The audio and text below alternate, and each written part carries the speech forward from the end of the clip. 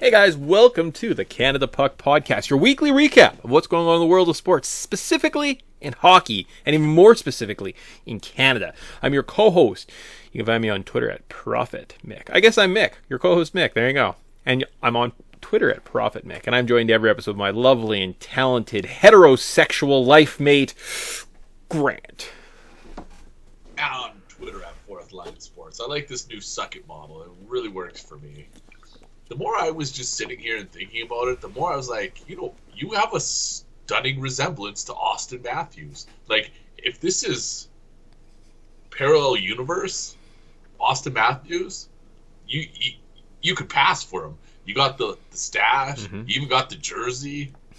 That is I think if you were to take your hat off, your hair would probably look almost exactly like Austin Matthews' profile picture, just like slick back, pervy mustache, Matthews jersey. I mean, Matthews kind of looks like a bit of a creep, so I'm going to take this as a compliment, but I also realize what you're doing, so well played. Well, calling you a pedophile without calling you a pedophile explicitly, I guess. Well, he wasn't a pedophile. There wasn't like a kid in the taxi cab that he pissed on. It was just, Wait, now am I confusing him and Patrick Kane? He was just mooning, right? He just exposed his ass. Patrick Kane beat up the cabbie. There you go. Yeah. Right. Got all the NHL's dirty laundry aired out appropriately now. Yes. Nice. Mission accomplished. Grant, you're great. You look like... I got nothing. Connor McDavid? Maybe Leon? Could I at least get Leon? Yeah, you could get a Leon. All right, we could give you a Leon out there, you know. Yeah.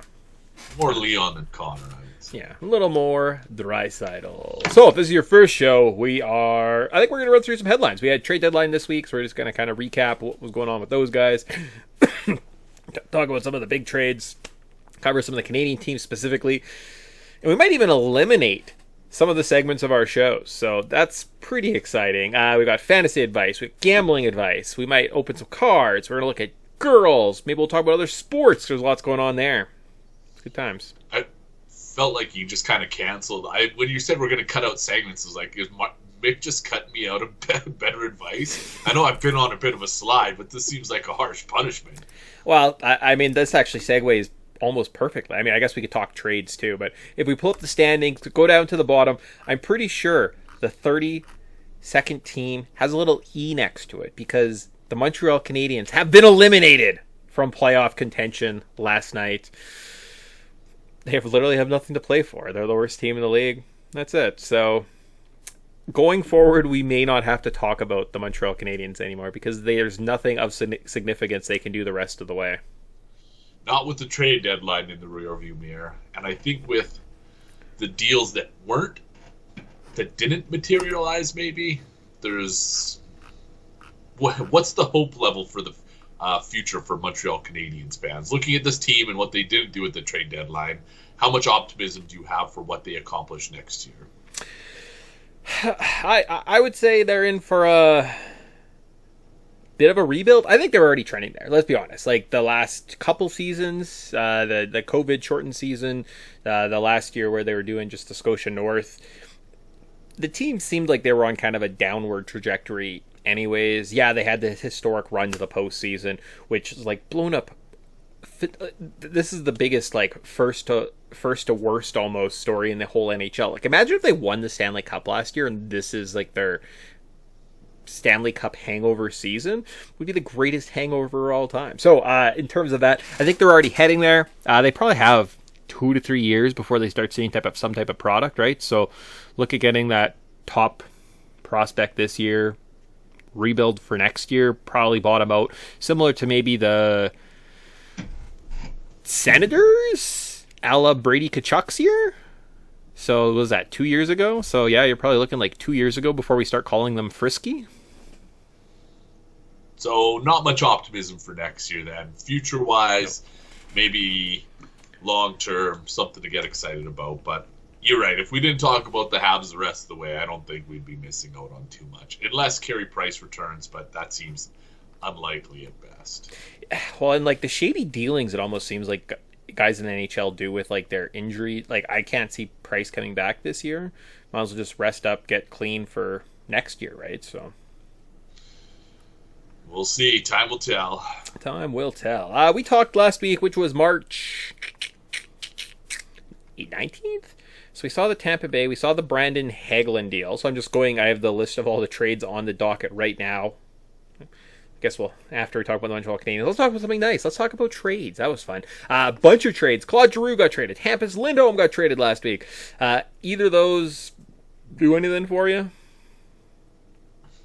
The Florida Panthers made a whole bunch of deals, and it feels like they did too much. They were outstanding. They had dynamite chemistry, and you go out and acquire a few big pieces, and you come back, and I don't know. It hasn't upset the locker room. I don't think they played since last. Oh no, they played one game against the Habs. Okay. But then I think after making all these deals, then all of a sudden Aaron Ekblad goes down. I know that he's not a make or break piece, but I don't think that the Florida Panthers sustained the success, and I think they've upset the chemistry. Claude Giroux is great. I'm sure he's going to do fine in Florida, but it feels like the balance has been upset. Yeah, that's kind of my sentiments too, my thinking, right? Like, it's way too much, right? Like, they kind of went all in. They don't have a first-round pick or something for the next several seasons just on their rental players at this point, right? Like, they kind of went all in. Did they win a round last year? I don't think they did. I think they got eliminated in the first round. Yeah, and even thinking about what they have, it's an inexperienced roster. Yeah. And the players that they brought in aren't radiating playoff experience. And that notwithstanding, you have to go through Tampa, Toronto, and probably Boston or Washington just to make the Stanley Cup final. Yeah. I think they misplayed this. I do. I really do. And I think that I wouldn't be surprised if this is the new Colorado Avalanche, this team that just can't get over the playoff hump. And long term, we're going to see what kind of impact it has. But short term, I don't see this being a successful playoff. There's a shitstorm coming into Florida. Because, like, if you don't have first-round picks, you're not having those prospects come into your system that are going to revitalize your talent pool. Your guys are going to get, outplay their contracts because some of those guys are on very team-friendly contracts.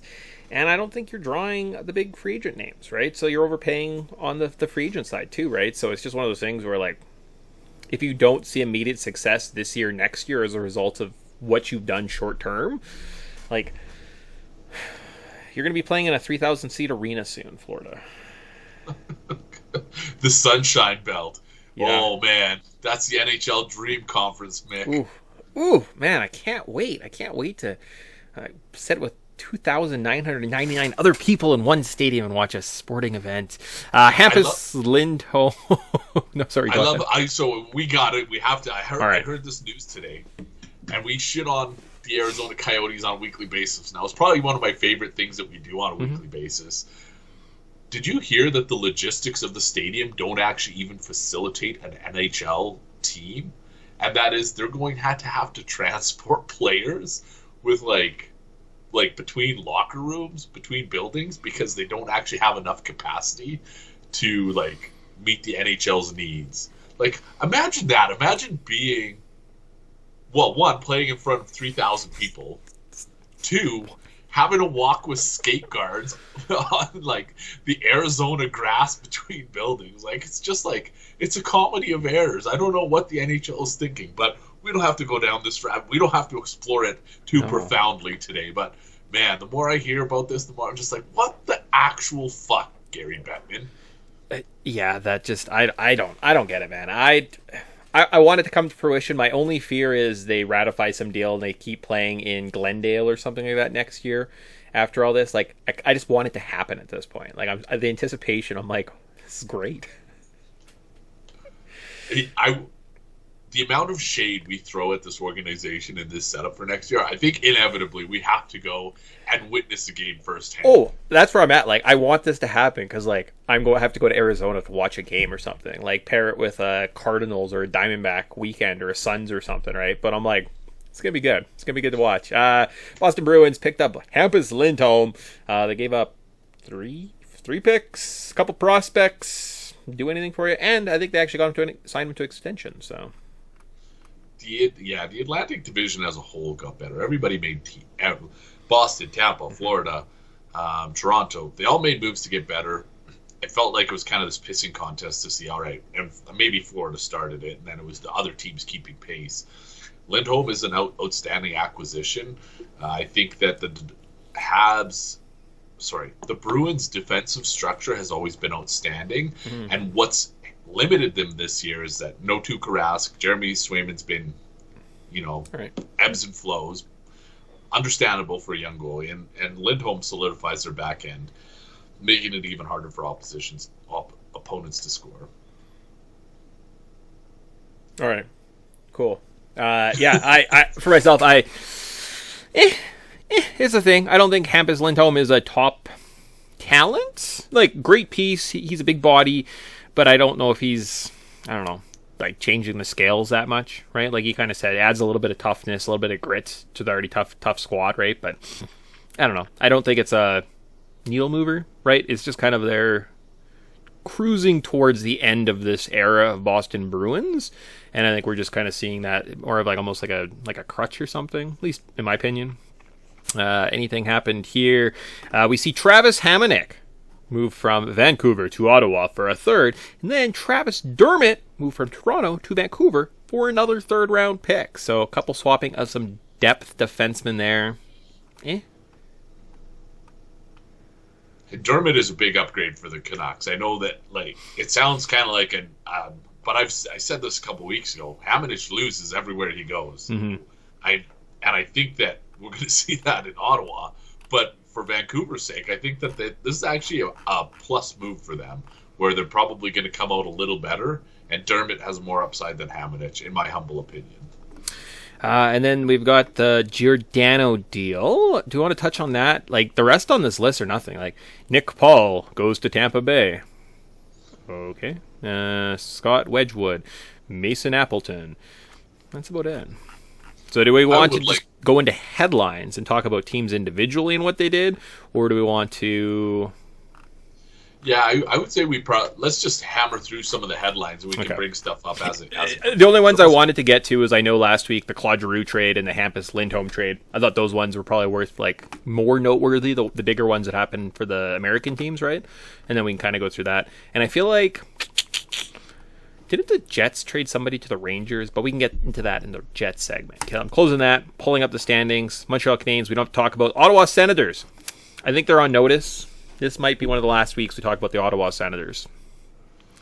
It's sad because they put together some pretty noteworthy efforts recently. 4 of their past 6 games, they've just absolutely railroaded their opponents. It has not translated to success yet, but I think that puck luck will befall them shortly. They didn't move anyone. They had some UFAs that got moved out. I think they signed Forsberg to an extension rather than dealing him. A notable week. The moves that they made were Josh Brown, or not, was it Josh Brown? I can't remember. They moved out one of their defensemen. Maybe it wasn't even a defenseman. Maybe it was a forward. Yeah. Because they have Josh Norris and Josh Brown. One of those two is gone. Nick Paul's gone, but they did exactly what they said they were going to do. They're going to get future pieces for the assets they could move, and we might be done talking about them this year very soon, but next year is going to be an exciting year for Sens. Oh, and friend of the show, Drake Batherson comes back tonight. That's exciting. Nice. Yeah, and I think health's a big part, especially with these young squads too, right? When every young piece like Batherson is so vital to the organization. Historically, in the past, I remember him being a pain in the ass, right? Like, if you could get him cheap on a FanDuel lineup, he has the 3-goal potential almost like that, right? Like one of those kind of big offensive powerhouses, for lack of a better word, right? Like nothing super special, but he has those kind of those flares, so that's pretty exciting. And like a guy like that being hurt all season, you just don't really have the dogs, right? The depth of the roster to kind of overcome those injuries. So, agreed. All right, let's scroll up to Vancouver Canucks. What did the Vancouver Canucks do? I don't think they did anything. They got Dermott. Yeah, Travis Dermott. That was about it, I think, as far as trades go, at least off the top of my mind. Yeah, but I mean, essentially they moved out Hamonic for a third, used that third to get Dermott. Dermott is half the price as Hamonic, probably equally as good as a player, if not better. So they saved a little bit of money, but we kind of talked about this because they're so close to the cusp of the postseason, right? And they've kind of got this squad. Go for it, right? Like, there's no point selling off these guys early, getting rid of your de facto leader in JT Miller. Run with it. So I'm glad they're kind of sticking with it, right? I was a little surprised. I kind of did expect like a Besser to get moved, but the asking prices of this trade deadline were just like up and down, and like I don't really understand the value out there, and I think the value got super overinflated early on, right? So maybe that was Florida's strategy all along. If they trade all their first round picks for the foreseeable future, that no one else will make any deals, and they'll just like de facto win. So I'm sure there's an economist out there who could explain supply and demand and validate your opinion. You're not getting it from me, but I see where you're coming from.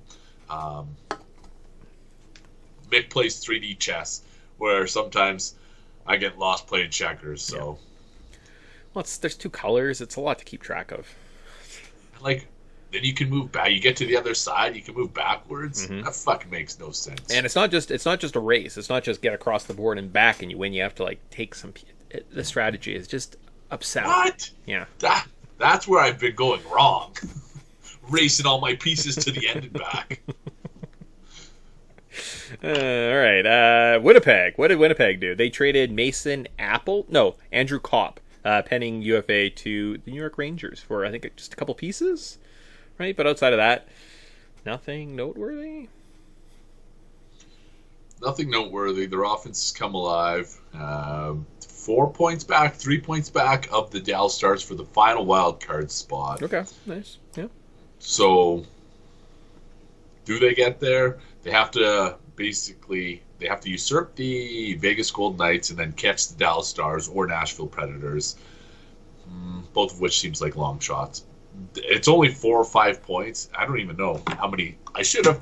A good host probably would have looked into the scheduling of this before he started rattling off his big mouth. Let's just see if they've got any key matchups coming up here. And to back up Grant's sentiment, I also know this is like the first time I'm looking at the standings in a week as I'm going through this. I don't look at this in advance. I absolutely, very easily could. Look at the next couple. I don't got time for that. Ain't nobody got time for that. A little bit of a challenging. So they get Coyotes and Sabres next. Okay. And then they're running through Toronto, LA, Red Wings, Colorado, Ottawa. You know, they do have some winnable games. Yeah. It'll be interesting to see. I'm sure they'll make it interesting. I like playoff races, and I think we're going to talk about a little bit more about the Jets before the end of the season's over. They are definitely not on notice. They are definitely in the thralls. I'm hoping to maybe dedicate some more time. So the Montreals, the Ottawas that were kind of dropping, we can just jump up the standings and not kind of waste our time at the bottom. Because, yeah, I think these races are going to be a little bit more interesting and more nuanced as we go through, right? We can look ahead and kind of see who are they playing and schedules like that. So I'm now challenging us to do work in the future. So that's scary. Ooh. Challenge. I know how adverse the two of us are to work, so... There's going to be a lot of sick days coming up, everyone. Well, you get what you paid for, I guess. That's it. Edmonton Oilers at 15. So we're past that median line, that stupid 16, that sweet 16 of the NHL. A little March Madness for you. Up to 15th, we get the Edmonton Oilers. Oilers did nothing. They stood pat. They said, no, we got it, guys. We got Mikko Koskinen. We're good.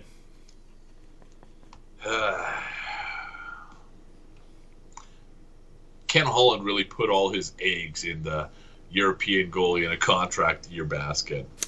Yeah. They got Kubik, right? Was it Kubik? Is that his name? Brett Kulak. Okay, right. Fuck, I forgot about fucking Brett Kulak. Leave it to Ken Holland.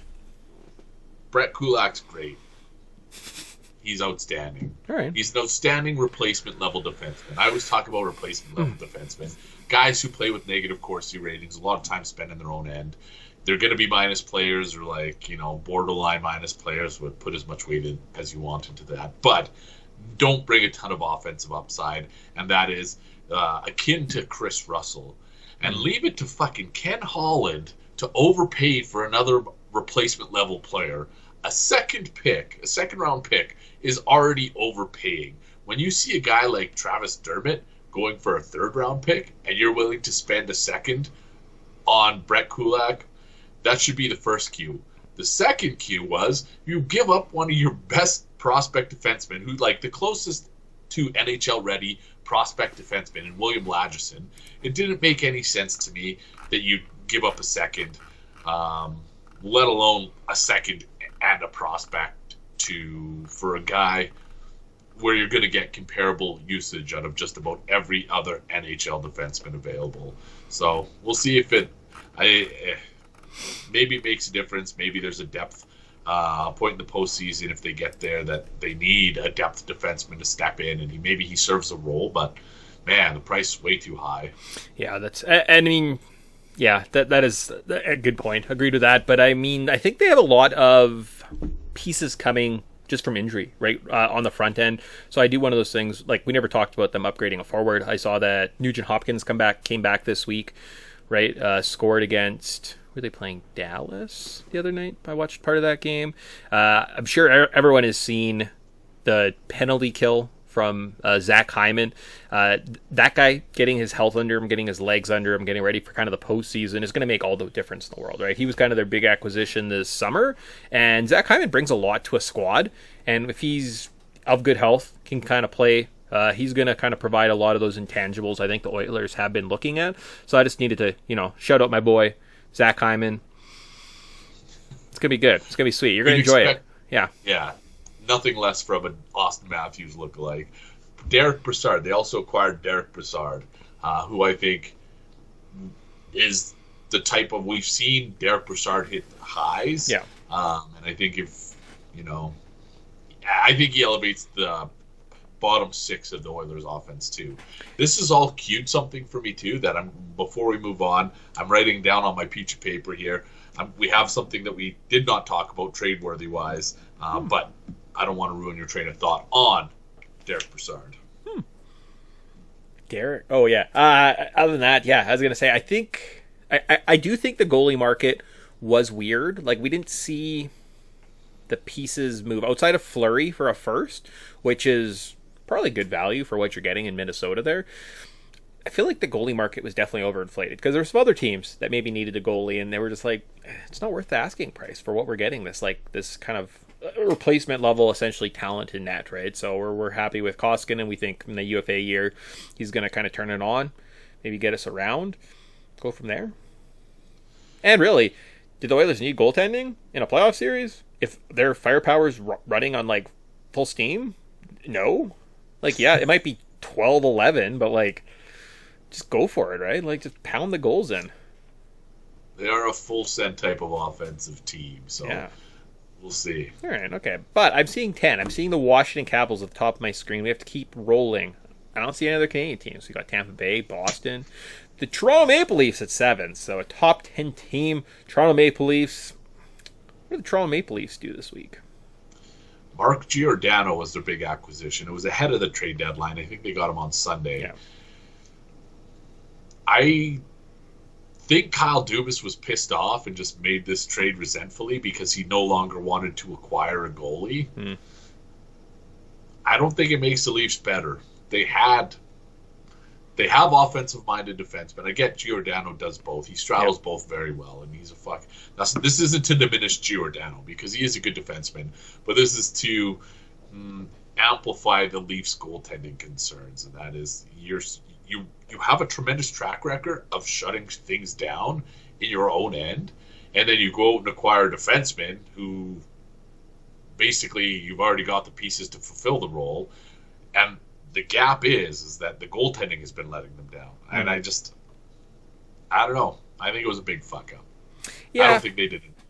Well, and I mean, I've seen Rasmus Sandin was put on long-term with a knee injury, so he's out for a couple weeks. So I do wonder if it's just kind of one of those replacement. They look at the depth and they think between Sandin's injury, if he gets re-injured, and Muzzin, who's hurt right now, who's hopefully going to come back, he's just that extra added piece, right? And they've always kind of been like, if they lose one of those big tickets, which has happened in the last 2 postseasons, it hurts them, right? So just that little bit of experience. They don't really give up too much, like two seconds. That's not terrible for a guy like that who might come in and he's UFA. He wants to play in Toronto. Maybe he signs a team-friendly deal next year and sticks around, right? So, like, it might be that veteran leadership piece on the back end for the future, right? Like, it may not just be a rental piece for them. Other than that, I think that's good. Like, I mean, forwards, in theory, they don't need the offense, right? If everyone's healthy and John Tavares doesn't get his head ran off 5 minutes into the postseason, sky's the limit, right? They've got lots of power up front. Back end, they've got depth now. They've got the pieces. Everyone's healthy. And goalies, I think the market was weird. Like, I think if we found out exactly what guys were asking for their goaltending situation, like, I think about it after the fact, and maybe I've, like, retroactively talked myself into this, but I don't understand where this great piece outside of Fleury, who I agree, pound for pound, is probably the single greatest piece the Leafs could have brought in to, like, help them in the postseason. But, like, where's this? Who's out there? Who is available that's going to change the needle for this squad, right? Like, maybe Martin Jones. I heard his name thrown around, like a Cam Talbot, but, like, those are probably a little too much, unaffordable, as well as Jack Campbell played really well last year. Jack Campbell played really well to the start of the year. Was it an injury? Is he nursing an injury, right? Like, if Jack Campbell comes back in and is healthy, gets his confidence under him, do they have a number one goalie already sitting just off to the sides? And I think that's essentially what they ended up doing was Soup's the guy, right? Let's not upset things. Let's let him play it out. Same situation like Koskinen. He's a UFA. Just let him have it, right? Like, the net is basically his when he's ready for it. Get healthy, come back. Let's go win some playoff games. You're right. For better or worse, the Oilers and the Toronto Maple Leafs have made their respective beds, and you're going to look back at these moves after the postseason and say, "Wow, good job not making a move," or "What the fuck were they thinking?" Yeah. And it is going to cost one of these GMs, one of them, their job, unless miraculously we see Toronto versus Edmonton in the postseason, which I've secretly been hoping for. Actually, I maybe even said it out loud once, but like. Yeah, the lack of trades, not addressing a specific need, I think is going to cost Kyle Dubas or Ken Holland their job. Really? I don't know. I see. I'm on the opposite. Like, and I mean, I realize the bar's low. Like, if they both won a playoff series and then lost, like, that's probably successful. Unfortunately, like, it's just every team's really good. Like, really, really good right now, especially in the East. There are going to be 8 really good squads, and unfortunately, 4 really, really good teams are going to have to go play golf after the first round. That's just the math of it, right? Like, it's one of those unfortunate things. So it's... Yeah, I don't... The East landscape is tough because every one of the top 8 teams is so much better than the bottom 8 teams. Mm-hmm. And it is really a war of attrition when it comes to the postseason. And that's what I was alluding to in the Atlantic when we started our trade discussion about the Atlantic Division. Is that, like, you gotta run a gauntlet, and I don't think the Leafs have the pieces to run that gauntlet successfully.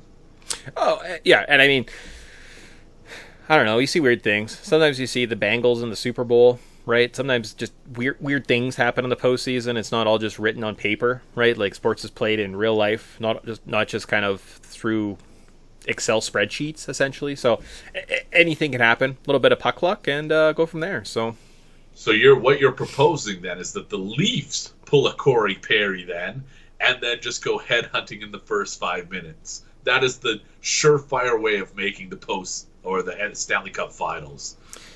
Wayne Simmons.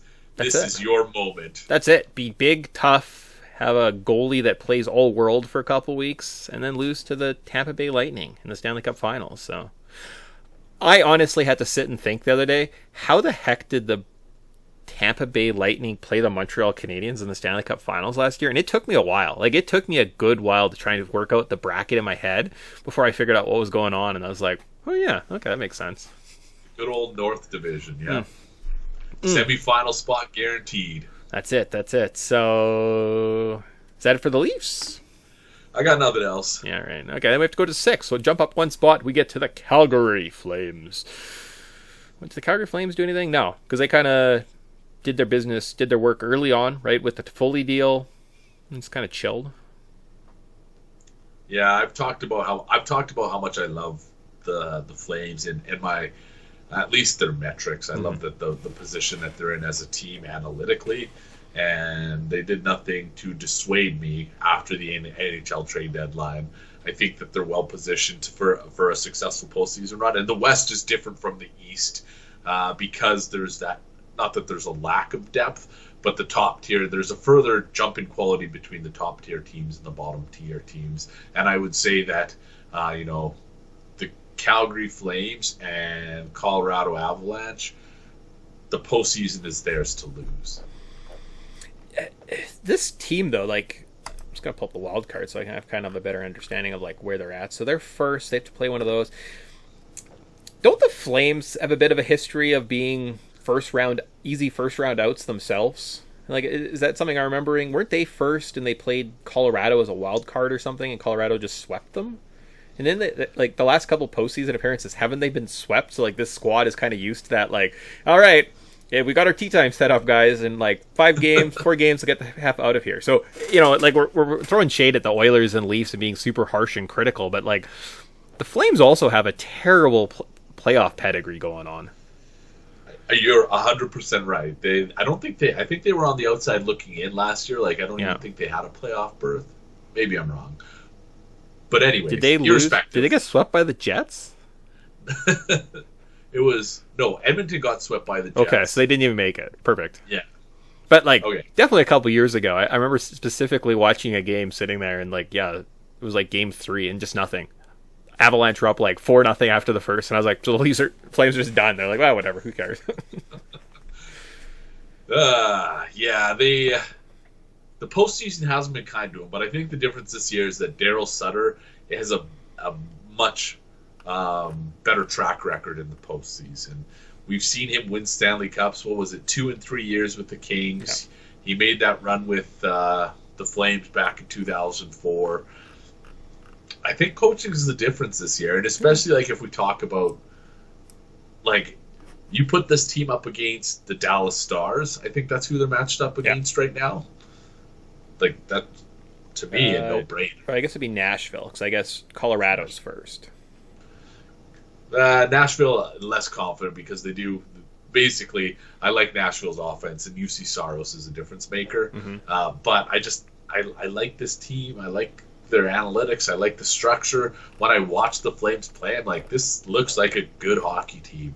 And consistently a good hockey team, and I think that's the difference between them and the other teams that I've watched regularly, is that the other teams, and that is, the Edmonton Oilers have a tendency to fall flat on their face. Mm-hmm. So unless their offense is putting up 12 goals a game, I would give the Flames the advantage. Or Lightning, or Koskinen catches lightning in a bottle, which I say it every year, a hot goalie takes a team further than they deserve to in the postseason. I mean, I don't know. It's I was going to say, I'm actually pretty excited to watch the Flames game tonight, because I'm pretty sure the last 2 Flames games I've watched, where I watched a little bit of the Arizona game, was that 2 nights ago? No, just stop it, Arizona. I don't know what you're doing. And then I think the other game was that Detroit game, where they had something like 27 shots in the first period, and I was like, that's just absolutely ludicrous. So I'm like kind of excited to see, at least the Oilers in my mind are a playoff bound team, so like I'm kind of excited to see, like, with actual competition, and like when there's like different matchups, and all those little nuances you actually get when you see good teams play hockey. I've watched a lot of shitty hockey in the last little while. Like, oh man, I need tonight. I need tonight to be good. So yeah, tonight is setting up as a good spot, and I was looking at the betting odds this morning. I was so excited. I was like, oh man, look at this lineup. Mm-hmm. And kind of Hockey Night in Canada wise, 2 classic rivalry matchups. Mm-hmm. Like, you cannot go wrong with tonight's schedule. You just it's a fanboy's dream. It's the Canada Puck podcast dream. Oh yeah. Speaking of dreams, fantasy. My dirty fantasy. Fantasies are kind of like dreams, right? All right. So we're gonna do FanDuel. What we've been doing is every week we put together a FanDuel lineup. We keep track of how we do, and sometimes we talk about our terrible, terrible lineups. Last week, I did horribly. Don't listen to me. I'm awful. I suck. This week, though, I'm better. View. It's the tinkering. The tinkering let you down. I didn't tinker, and I think that was my issue. But I think I was doomed regardless. So if this ever pulls up, I don't know, it's like frozen? So it happens. How'd you do last week? Not good. I took this, I'm just going to take this even keel approach, and I got fucking even keel results.